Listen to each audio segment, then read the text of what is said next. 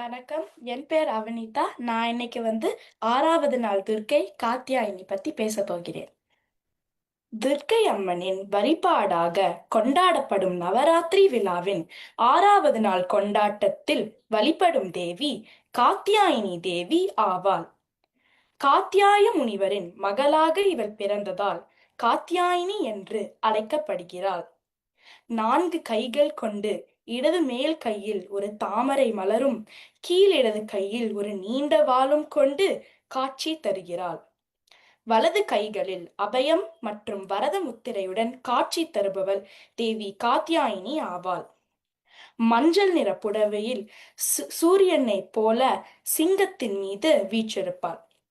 காளிகா புராணத்தில் தேவியை பற்றி விளக்கப்படுகிறது.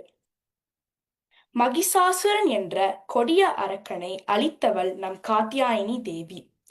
மகிஷாசுர அரக்கனின் தொல்லைகளை தாங்க முடியாத தேவர்கள் பகவான் விஷ்ணுவிடம் சென்று முறையிட்டார்கள்.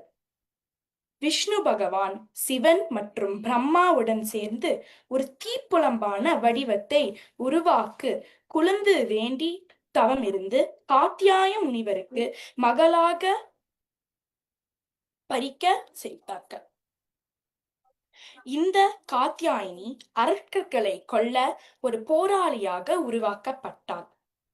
அவள் 3 கண்களையும் 4, 10 முதல் 18 கைகளையும் கொண்டு சூரியனை போல புத்துணர்ச்சியுடன் காணப்பட்டாள்.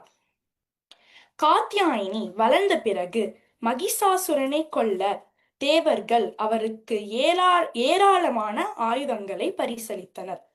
சிவன் திரிசூலத்தையும், விஷ்ணு சுதர்சன சக்கரத்தையும், வருணன் சங்கையும், வாயுதேவன் ஒரு வில்லையும், சூரிய தேவன் ஒரு கம்பையும், இந்திரன் இடியையும் பரிசளித்தனர்.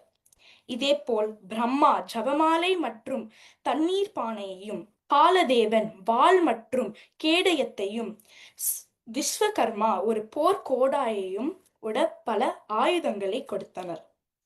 இப்படி ஆயுதங்களை ஏந்திய காத்தியாயினி மகிஷாசுரனை தேடி அவன் வாழ்ந்த விந்திய மலைக்கு போகிறாள். இந்த மகிஷாசுரன் யார்? அவனுடைய பிறப்பும் உருவமும் மிகவும் வித்தியாசமானது.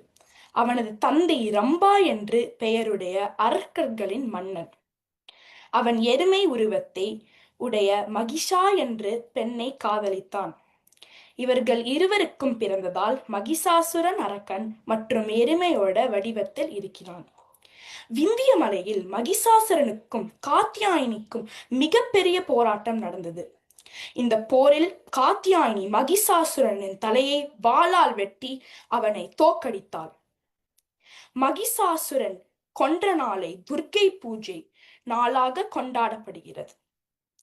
இவனை கொன்றதால் காத்தியாயினி மகிஷாசுர மர்தினி என்றும் அழைக்கப்படுகிறாள். புராணங்களில் படி திருமணம் ஆகாத இளம் பெண்கள் கிருஷ்ணனை போல அழகான புத்திசாலியான கணவனை பெறவும், தீய சக்திகள் வென்று நம்மை பெறவும் காத்தியாயினி வழிபாடு அமைக்கப்பட்டுள்ளது. இருளை நீக்கி வெளிச்சம் தருவதாகவும் நம்பப்படுகிறது. இதே காத்தியாயினி தேவி வழிபடின் காரணம். சுபம். வாய்ப்பளித்த மகா அத்தைக்கும் HSMக்கும் மிக்க நன்றி.